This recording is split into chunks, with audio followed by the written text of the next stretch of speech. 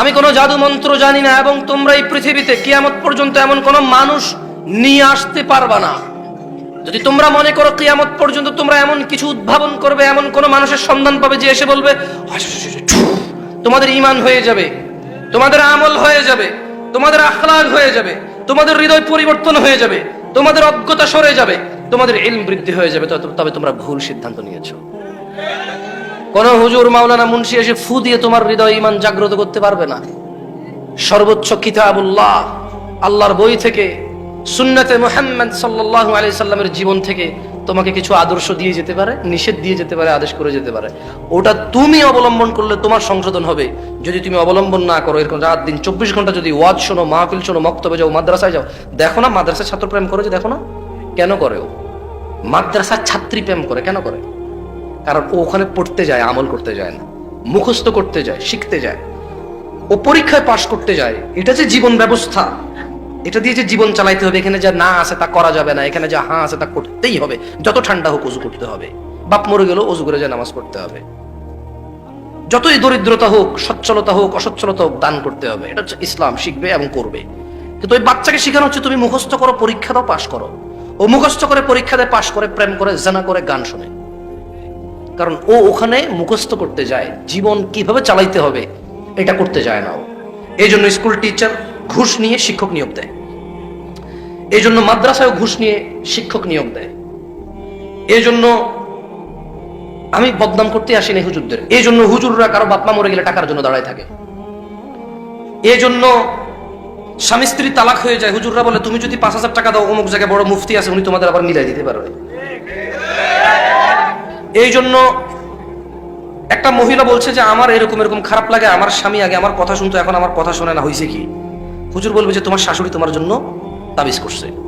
এবার স্বামী যাবে, আমার বউ আগে ভালো ছিল, এখন আমার বউ কেমন কেমন করে। এবার হুজুর বলবে যে তোমার বউয়ের আগের প্রেমিক তারে জাদু করছে, তাবিজ করছে। এইবার শাশুড়ি যাবে, আমার জামাইটা মেয়ের কথা শোনে না, শাশুড়িকে বলবে আপনার মেয়ের আগের প্রেমিকা তাকে প্রেম করে রাখছে, এটা অনেক আগের, তাদের এখনো বান কাটতে হবে আপনি।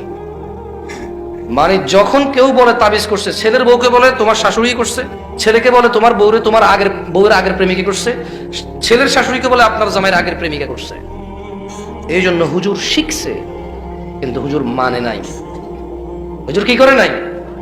মানে নাই। এই জন্য হুজুর নিজে দিন সম্পর্কে মসজিদের সভাপতি হয়, মাদ্রাসার সভাপতি হয়, নিজের বাচ্চাদেরকে নামাজ পর্যন্ত শিখায় নাই। কারণ সে ভাবছে যে সভাপতি হয়ে গেলে চলবে, সে ভাবছে যে সেক্রেটারি হয়ে গেলে চলবে, সে ভাবছে তার দাদা 2 বিঘা জমি দিয়ে গেছে মসজিদ মাদ্রাসার জন্য, সে ভাবছে এটা তার উপার্জনের পথ। মসজিদ মাদ্রাসায় মানুষ দান করবে, এগুলো সে হিসাব রাখবে, হিসাব দিবে না ঠিকভাবে, সে ভাঙ্গা ভাঙ্গা ব্যবসা বাণিজ্য করবে, আস্তে আস্তে শোধ করবে মসজিদ মাদ্রাসাকে। তার দাদা দিয়ে গেছে আল্লাহকে, সে সেটার মধ্যে রাজত্ব করবে। কারণ সে দিন জান্নাতে যাওয়ার জন্য শেখে নাই। এই যারা ওয়াজ করায় তাদের উদ্দেশ্য কি আসলে বলতে পারেন? নিশ্চয়ই তাদের উদ্দেশ্য এই পুরো গ্রামের মানুষের হিদায়াত। তাহলে সে নিজেকে কেন করছে না? ওর কেন টাকনুর নিচে প্যান্ট? ওয়াই? টাকনুর নিচে প্যান্ট পরলে আল্লাহ কিয়ামতে দয়া দৃষ্টিও করবে না, দয়াও করবে না। এভাবে দয়া করে আল্লাহ সুবহানাহু ওয়া তাআলা রহমও করবে না, রহমের দৃষ্টিতে তাকাবেও না টাকনুর নিচে প্যান্ট থাকলে। মাহফিল কমিটি পুরো গ্রামবাসীকে দাওয়াত দিল। মাহফিল কমিটি, আপনাদেরকে বলতেছি না নিজের উপর নিয়েন না, এটা পুরো বাংলাদেশের ঘটনা, বুঝছেন? এটা আপনি নিজের উপর নিয়েন না। মাহফিল কমিটি টাকা খরচ করে মাইকিং করলো, এক বিরাট ওয়াজ ও মেলার মাহফিল। দোকান টোকান তো ওঠে, এখানে উঠছে কিনা আমি জানি না, এখানকার কথা বলছি না, আমি 90% কথা বলছি। কেমন মাহফিল কমিটির লিফলেট ছাপাইলো। মাহফিল কমিটি দূর থেকে একজন বড় আলেম বক্তা, মনে রাখবেন এই যে আমি এখানে কথা বলতেছি শেষে এর মানে না যে আমি বড় আলেম। একটু আগে যিনি কথা বলে গেছে আমি ওনার ছাত্র হওয়ার যোগ্য না, কিন্তু আপনারা ডিসাইড করতে পারেন না কে ভালো আলেম। এই জন্য আপনারা যাকে যার কথা শুনতে ভালো লাগে তার কথা শুনতে যান। কেউ গান গায়, কেউ গজল গায়, কেউ সুন্দর করে কৌশল করে কথা বলে, আপনারা সেই প্রেমে পড়ে যান। আপনারা কেউ ইলমের প্রেমে পড়েন না। যদি ইলমের প্রেম হইতো আপনাদের, যদি নলেজ সিকিং হইতো, যে আমি জ্ঞান শিখবো, ভালো মন্দ সম্পর্কে জানবো, তাহলে একটু আগে বেশি মানুষ হইতেন, এখন হইতেন না। এটা প্রমাণ করে আপনাদের ওই উদ্দেশ্য নাই। আচ্ছা, এখন মাহফিল কমিটি মাইকিং করলো, ব্যানারিং করলো, পোস্টারিং করলো, এখানে স্টেজ করলো। কেন? ভালো মন্দের। আমি আজকে আপনাকে গ্যারান্টি দিয়ে বলি, আজকে জুমার দিন না, গতকাল বৃহস্পতিবার এই মাহফিল কমিটির ইম্পর্টেন্ট ব্যক্তিত্বরা দাঁড়িয়ে কাটছে। কারণ আজকে জুমা। আজকে জুমা তো বাংলাদেশে তো মানুষ আল্লাহ নবীর সুন্নতকে শেভ করে বৃহস্পতিবার রাত থেকে জুমার আগ পর্যন্ত। জুমা কি দিন? জুমা কি কিয়ামতের দিন? জুমা কি দুরূদ পড়ার দিন? না, জুমা হলো শেভ করার দিন আর দাওয়াত খাওয়ার দিন। আল্লাহ নবী বলে গেছে জুমা হচ্ছে দুরূদ পাঠের দিন। কিসের দিন? জুমা। কিয়ামত হবে, পৃথিবী চূর্ণ বিচূর্ণ হয়ে যাবে জুমার দিনে। জুমার দিন কিয়ামত হবে। আল কারিয়া, মহাপ্রলয়। মাল কারিয়া, মহাপ্রলয় কি? ওয়ামা আদরাকা মাল কারিয়া। ও মুহাম্মদ ইবনে আব্দুল্লাহ সাল্লাল্লাহু আলাইহি ওয়াসাল্লাম, ও আব্দুল্লাহর পুত্র মুহাম্মদ সাল্লাল্লাহু আলাইহি ওয়াসাল্লাম, আপনি কি জানেন মহাপ্রলয় কি? আপনি কি এটা জানেন? আপনি ইয়াউমা ইয়াকুনুন নাস কাল ফারাশিল মাবসুস, মানুষ সেদিন হবে বিক্ষিপ্ত পতঙ্গের মতো। এটা জুমার দিন। মানুষ এই যে এটা ঘুরতেছে পতঙ্গ, দেখতেছেন? এই যে দেখতেছেন, এটা উড়ে দেখতেছেন? মানুষ এরকম কীট পতঙ্গের মতো বিক্ষিপ্ত হবে সেদিন। ওয়া তাকুনুল জিবাল, এবং এই খাগড়াছড়ি বান্দরবানের যে পাহাড় রয়েছে, সৌদি আরবের রিয়াদ টু মক্কা 800 কিলোমিটারের যে পাহাড় পর্বতগুলো রয়েছে, এভারেস্ট, হিমালয়, অথবা পৃথিবী এখনো জানেই না কত বড় বড় পাহাড় আছে। ওয়া তাকুনুল জিবাল, আর সমস্ত পাহাড় পর্বত হবে রঙিন ফসলের মতো। এটা জুমার দিন, যেই দিন এই পাহাড় সমূহ চূর্ণ বিচূর্ণ হয়ে যাবে, রঙিন ফসলের মতো হবে। এটা হবে জুমার দিন। আল্লাহ নবী বলল, তোমরা এই দিনে বেশি বেশি দুরূদ পড়ো। আমরা এই দিনে শেভ করি, এই দিনে দাওয়াত খাই, এই দিনে গান বাজনার আসর করি, এই দিনে সিনেমা নাটক রিলিজ করি, যাতে মানুষের ছুটি আছে সবাই বসে বসে দেখবে। জুমার দিন সিনেমার দিন, জুমার দিন শেভ করার দিন, জুমার দিন প্রেমিকাকে নিয়ে পার্কে যাওয়ার দিন। জুমার দিন এখন আর দুরূদের দিন নাই। জুমার দিন এখন আর কোরআন তেলাওয়াতের দিন নাই। জুমার দিনে সূরা কাহফ পড়তে হয়, আর এখানে উপস্থিত 80 জন আলহামদুলিল্লাহ সূরাই পারে না, কিসের কাহফ পারবে? জুমার দিন কি আর সেটা আছে? এখানে কেন আসছেন আপনারা আমি জানি না। What's make you to come here? কিসে আপনাকে এখানে নিয়ে আসছে? Why did you even come? আপনি কেন আসছেন? এই কে কথা বলে ওখানে? এই তোমার বোনের গায়ে হলুদ, বলো তুমি গায়ে হলুদে আসছো? তোমার ঘরে যদি অবিবাহিত কে থাকে, তোমার আব্বাকে বলো তোমার ভাই বোনের বিয়ে ঠিক করতে আজকে রাতে তুমি ওখানে চিল্লাচিল্লি করো। তোমার নিষেধ করছে চিল্লাচিল্লি করতে। খালি কি আমি কথা বলবো? তোমরাও বলো, আসো এখানে বলো, চিল্লাচিল্লি করবো না বাইরে। জুমার দিন দুরূদের দিন নাই। আর কেন আসছে এই যুবকগুলো আমি জানি না, যারা ফজরে আসে নাই আজকে। কেন এরা আসছে আমি জানি না, যারা আজকে এখান থেকে গিয়ে ফজর পড়বে না। এরা কেন আসছে? এদের মিথ্যা কথা বলা মুনাফিকি। মিথ্যা কথা বলা কি? কারা কারা ঈশার নামাজ পড়েন নাই? এই যে সবাই দাঁড়ায় আছে। আচ্ছা, বসে যারা আছেন এদের মধ্যে থেকে কেউ ক্যামেরা ঘুরাবেন না, খবর সব ক্যামেরা নামান, মোবাইল নামান, মোবাইল নামান, মোবাইল নামান। মানুষের ইজ্জতের পরোয়া করেন ভাই? ওরে বেজ্জতি করে তো লাভ নাই। তোমাকে আলাদা করে বলতে হবে? কোন ভাষা বোঝো তুমি? সবাই মোবাইল নামো। যারা যারা আজকে ঈশার নামাজ পড়েন না দাঁড়ান, অসুবিধা নাই। জাস্ট একটা শিক্ষা, মানে আমাদের সমাজের অবস্থাটা একটু দেখান না। ঈশার নামাজ যারা পড়েন না দাঁড়ান না আজকে এখানে আপনারা। This is what our society right now. We belong here. এইটা আমাদের সমাজ, এইটা আমাদের সমাজ। লজ্জা করে না ওই বাবার? শরম কোথায় রাখবে এই লজ্জা? পিতা মারা গেল, ছেলে জানাজা পড়তে জানে না। কোথায় রাখে এই লজ্জা এই জাতি? পিতা মারা গেল, ছেলে গোসল দিতে জানে না। রাখে কোথায় এত লজ্জা? কোথায় রাখে এত লজ্জা এই বাপ? তার লজ্জা শরম কোথায় গিয়েছে? আহা, তার দাদা বেঁচে নাই, তার বড় বাপ বেঁচে নাই, বেঁচে নাই তার পূর্বপুরুষের কেউ। বেঁচে আছে তারা 3 ভাই, তাদের ঘরে 12-15 জন ছেলে সন্তান। নাতি পুতি সব মিলে মাত্র 15 জন। নাতি পুতি পন্থী খন্তি সব মিলে মাত্র 20-22 জন মানুষ বেঁচে আছে পরিবারের। আর বাকি সবাই মরে অস্থিতে পরিণত হয়েছে, মৃত্তিকায় পরিণত হয়েছে। তাদের হাড্ডি পর্যন্ত খুঁজে পাওয়া যাবে না। লজ্জা কোথায় রাখে এই বাপ? যেই বাপ নিজেও সালাত ফজরের ঘুমায় থাকে, বাচ্চাটাও ঘুমায় থাকে। এই বাপ নাকি তার বাচ্চাকে ভালোবাসে, ও নাকি বিদেশ গিয়ে কষ্ট করে বাচ্চার জন্য, ও নাকি রিক্সা ভ্যান চালায় সব ছেলে সন্তানের মুখের দিকে তাকায়া। তুমি তোমার বাচ্চার পৌঁছানোর জন্য এত কষ্ট করো, এটাকেই তো আল্লাহ জাহান্নামে নিক্ষেপ করবে। এটাকেই তো আল্লাহ জাহান্নামে নিক্ষেপ করবে। কিসের তোমার কদর, কিসের তোমার আদর? কেমন আদর আর কদর তুমি করো? তোমার বাচ্চাটাকে আল্লাহ মরে গেলে জাহান্নামে ফেলে দেবে, আর তুমি বলছো তুমি নাকি তার পেট, তুমি নাকি তার পিঠ বাঁচাচ্ছ দুনিয়াতে। এই 30 বছর পিঠ বাঁচাইতে গিয়ে ওর তুমি নিজের অনন্ত জীবন হারাচ্ছ, নিজের অফুরন্ত জীবন হারাচ্ছ। আল্লাহ বলছে ইন্নাহুম ইয়ারাউনাহু বাঈদা। ও বেনামাজি বাপ মারা, ও তাদের বেনামাজি সন্তান সন্ততিরা, ইন্নাহুম ইয়ারাউনাহু বাঈদা, তারা বলে কিয়ামত অনেক দূরে। আল্লাহ বলছে ওয়া নারাহু করিবা, আমি তো কিয়ামতকে দেখছি অতি নিকটে। ইয়াউমা তাকুনুস সামাউ কাল মুহল, যেদিন কিয়ামত হবে এই আসমানটা হবে গলিত ধাতুর মতো। চোখ বন্ধ করো, চোখ বন্ধ করো যুবক, চোখ বন্ধ করো যুবকের বাপরাও মারা। ইয়াউমা তাকুনুস সামাউ কাল মুহল, সেদিন আকাশ হবে গলিত ধাতুর মতো। ওয়া তাকুনুল জিবালু কাল ইহিন, আর পাহাড়গুলো হবে রঙিন ফসমের মতো। ওয়ালা ইয়াসআলু হামিমুন হামিমা, ওই দিন যেদিন কিয়ামত হবে কোন অন্তরঙ্গ বন্ধু কোন অন্তরঙ্গ বন্ধুর খোঁজ নেবে না। ইউবাসসারুনাহুম, যদিও তারা একজন আরেকজনকে দেখতে পাবে। ইয়াওয়াদ্দুল মুজরিম লাউ ইফতাদি মিন আযাবি ইয়াউমিযিম বিবানি, যদিও তারা একজন আরেকজনকে দেখতে পাবে।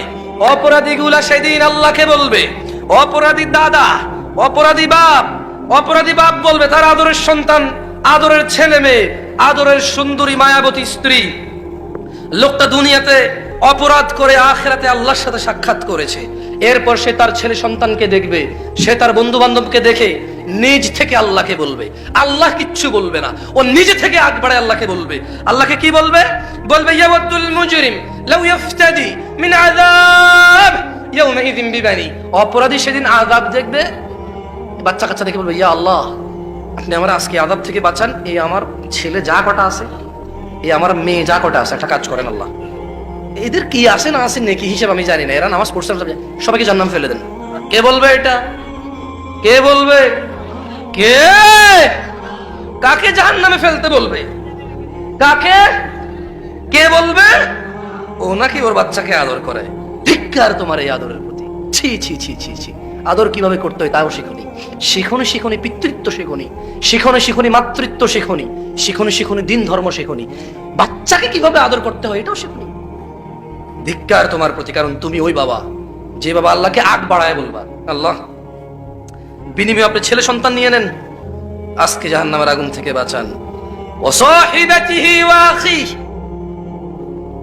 বলবে ইয়া আল্লাহ স্ত্রী এবং আমার ভাই, যা কটা ভাই আছে আমার, নিয়ে নেন, ফেলে দেন উত্তপ্ত আগুনে, নিক্ষিপ্ত করুন জঘন্য শাস্তির জাহান্নামে, শুধু আমাকে ছেড়ে দেন, আমাকে ছেড়ে দেন।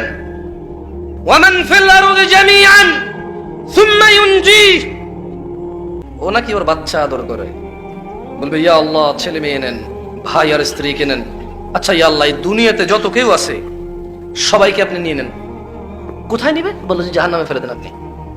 তো আল্লাহ শুধু আমার আজকে ছেড়ে দেন, ব্যাস ব্যাস আমাকে। তো তোমার বাচ্চা কাচ্চা ফেলে দেন জাহান্নামে, ভাই স্ত্রী ফেলে দেন জাহান্নামে। তোমার জ্ঞাতি গোষ্ঠী যারা তোমাকে আশ্রয় দিত, রেপ করে আসছো, শুধু ও তোমার জ্ঞাতি গোষ্ঠীর কারণে তোমার বিচার হয় নাই। আরেকটা মেয়েকে দর্শন করছো, নেশা করে আসছো, একজনের বিচার দিয়েছে, ওর জুতা দিয়ে বেরিয়েছে, ওর নামে মিথ্যা মামলা দিয়ে আসছো, অন্যায় তোমার ছিল। জ্ঞাতি গোষ্ঠীর ভল কার বল? ওর বাপ দাদা নাকি সব চেয়ারম্যান। আর বেটা তোর দাদার কি ছিল রে? কয় বিঘা জমি ছিল রে? তোর বাপে যে এত টাকা কামাইছে, তোর বাপের জিগা কি ব্যবসা করে তোর বাপ? তোর বাপের জিজ্ঞাস না, তোর বাপের কয়টা 3 তলা 4 তলা পুশ করেছিল তোর দাদা দিয়ে গেছে না? তোর বাপ কি ছিল, তোর দাদা কি ছিল রে বেটা? বড়াই করিস বেটা, চেয়ারম্যানের ছেলে বেটা, ফাউল ছেলে বেলে। তোর দাদা 3 তলা পুষ্কুনি ছিল রে। হ্যাঁ, সারা পৃথিবী থেকে মানুষ দেখছে 3 তলা পুষ্কুনি কেমন হয় দেখতে। 6 তলা গোয়াল ছিল তোদের না? কি ছিল তোর দাদার রে? তোর বাপ টাকা কামায়, বিল্ডিং করে, জমি কেনে। কি করে তোর বাপ? তোর দাদা কি দিয়ে গেছে তোর বাপের? তোর বাপ কি করে? কোথায় থেকে টাকা আনে তোর বাপ? আবার সে টাকা দিয়ে বোম বোম বোম হুন্ডা চালাস বেটা। ভয় করো নিজ প্রভুকে, যার কাছে ফিরে যেতে হবে, যিনি হিসেব নেওয়ার ক্ষমতা রাখেন, হিসেব নিবে, যার কাছে একচ্ছত্র মালিকানা থাকবে হিসেবে। তাকে পরোয়া করো। ওয়ামান ফিল আরদি জামিআন সুম্মা ইউনজি, বলবে ইয়া আল্লাহ, দুনিয়াতে যারা আমার জ্ঞাতি গোষ্ঠী ছিল আমাকে আশ্রয় দিত, ওদেরকে দিয়ে না। হবে না, হবে না। আল্লাহকে বলবে ইয়া আল্লাহ, দুনিয়ার যত নারী পুরুষ আছে, হিন্দু বৌদ্ধ মুসলিম, ইমাম মুয়াজ্জিন মোল্লা মুন্সি কারি হাফেজ, ইয়া আল্লাহ সবাইকে নিয়ে নেন, শুধু আমাকে ছেড়ে দেন। তোর বাপ বলবে এই কথা, তোর বাপ বলবে, আমার বাপ বলবে, আমি বলবো, আমার বাচ্চার বাপ আমি বলবো, তোর বাচ্চার বাপ তুই বলবি, বলবি সবাইকে নিয়ে নেন, আমাকে ছেড়ে দেন। আল্লাহ কি বলবে জানেন? আল্লাহ কি বলবে জানেন? কেউ আমার কথা মনে কষ্ট যাচ্ছে, তুই তাই করে কই যাবি? আমরা কি মনে কষ্ট নিচ্ছেন? বা এটা তো আবার ইউটিউবাররা ছাইলা কবে দিবে, এই দেখুন জামশেদ মজুমদার অহংকারী হয়ে গেছে, দিলে দাওয়াত পাইয়া। অহংকার করে বলছি না, কেমন কথার আন্দাজি এমন। কি করব, কিছু করার নাই, হাত পা নড়ে। কিছু কিছু মহিলারা দেখি ফেসবুকে কমেন্ট করে, হুজুর একটু শান্ত হয়ে কথা বলে আরো বেশি ভালো লাগতো। তোর ভালো লাগা দিয়ে যায় আসে রে বেটা? হ্যাঁ, কি দেখবো? কি দেখা যায় না, কি দেখতে চায়? আরে ভাই দাঁড়াইলে কি সমস্যা? আপনারা বসার জন্য তো চিল্লাচিল্লি করতেছেন কেন? ও দাঁড়াইলে সমস্যাটা কি? হ্যাঁ, ও চুপ থেকে যদি দাঁড়ায়, বসে, শুয়ে থাকে, হোয়াটস ইওর প্রবলেম? আপনার সমস্যা কোথায়? ওর কমফোর্ট নিচ্ছে, ওকে ওর বাবা মা আদব শিক্ষা দেয় নাই, it's your responsibility. No, it is not my responsibility. এটা আমার রেসপন্সিবিলিটি না যে ওকে আমি বসাবো। আমার কি কাজ? আমি আসছি কথা বলতে, কথা বলবো।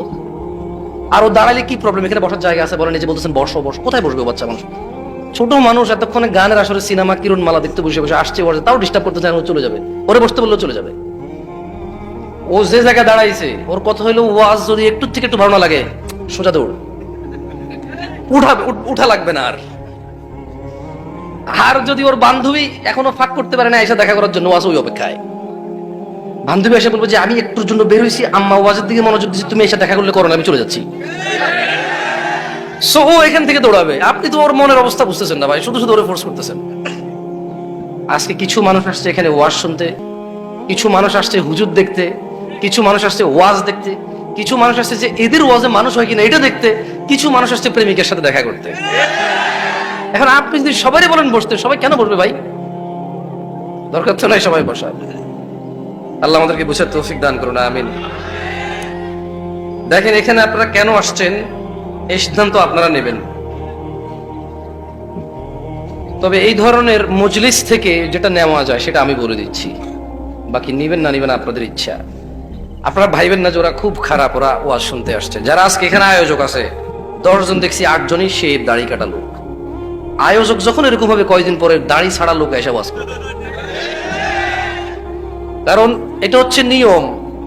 যে জাতি যত শিক্ষিত তাদের টিচার হয় তত শিক্ষিত, যেই জাতি যত ভালো সভ্য তাদের নেতা নেত্রী হয় তত ভদ্র নম্র আমানতদার, যেই জাতি যত উগ্র তাদের নেতা নেত্রী শাসক হয় এর চেয়ে ডাবল উগ্র, যেই জাতি যত অজ্ঞ জাহালাত বর্বরতা মানে অবলম্বন করে তাদের শিক্ষকরা, তাদের খতিবরা, তাদের মোল্লারা, তাদের মুন্সিরা, তাদের মাওলানারা আরো বেশি ওদের সাথে খারাপ হয়ে আসে।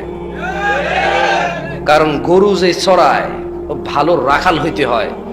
যেই গরু, ওই যে এটাকে আমরা ষাঁড় বলি না, আমি গেলে এমন করবে, রাখাল যখন যায় দেখছেন ওই বেটা হচ্ছে একটু, গরু হচ্ছে একটু, এমনি ধরে নিয়ে চলে যাচ্ছে। গরু কেমনে চেনে? কারণ এই রাখাল জানে এটা আরো বড় হইলো, কেমনে সামলাইতে এটাও জানে। সো যারা আপনারা যাদের নেতৃত্বে আছেন, যাদের সমাজ ব্যবস্থায় আছেন, আর আজকে যারা বসো বসো বসো বলেন, ও 24 বছর এসে আপনার কথা শুনবে না তো। ওকে ওর মা বাপ 24 দিন বা 24 মাস বয়স থেকে এটা শিখাইতে হইতো। যেটা 24 মাস বয়সে শিখবে সেটা 24 বছর একদিন আপনি বললে হবে না। ওকে ফোর্স করিয়েন না। কেমন? যারা আমাকে শুনে, আল্লাহর জন্য ভালোবেসে শুনে, এবং আমি যেরকম আছি এরকমই ভালোবাসে তারা আমাকে। আমি এর চাইতে বেশি পারফেক্ট হইতে পারবো না। এই পৃথিবীতে কোনো মানুষ পারফেক্ট নাই। আছে? তোমরা আমার যে দোষ ধরো আমি এগ্রি করি এবং আমি চেষ্টা করি এগুলো সংশোধন করার। আমি দোষকে, অন্যায়কে ন্যায় বলি না। আমার ভিতরে কমতি যেগুলো আছে আমি অনুভব করি এবং আমি ইতস্ত থাকি মাঝে মধ্যে।